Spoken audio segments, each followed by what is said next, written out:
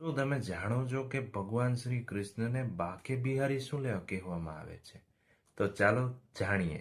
જય શ્રી કૃષ્ણ બધાને. બાકે બિહારી એ કૃષ્ણનો એક અવતાર છે અને આ નામ પાછળ પૌરાણિક કથા પ્રચલિત છે. પૌરાણિક કથા પ્રમાણે સંગીત સમ્રાટ તાનસેનના ગુરુ સ્વામી હરિદાસ ભગવાન કૃષ્ણને પોતાના આદર્શ માનતા હતા અને તેમને પોતાનું સંગીત કૃષ્ણને સમર્પિત કર્યું હતું. એવું કહેવાય છે કે જ્યારે પણ સ્વામી હરિદાસ ભગવાન કૃષ્ણની ભક્તિમાં લીન થતા ત્યારે ભગવાન કૃષ્ણ તેમની સમક્ષ પ્રગટ થતા.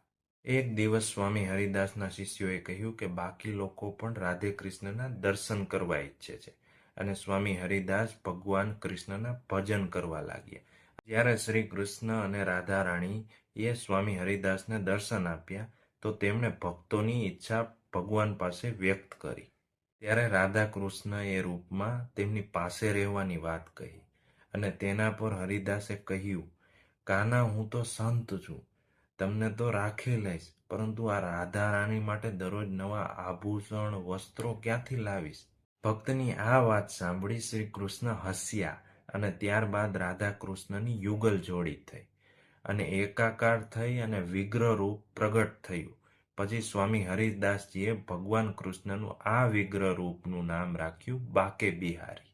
આ રીતથી ભગવાન શ્રી કૃષ્ણનું નામ બાકે બિહારી પડ્યું. શું તમને ખબર હતી? એક વાતને ફોલો જરૂર કરતા જજો અને હા, કોમેન્ટની અંદર જય શ્રી કૃષ્ણ લખવાનું ભૂલતા નહીં.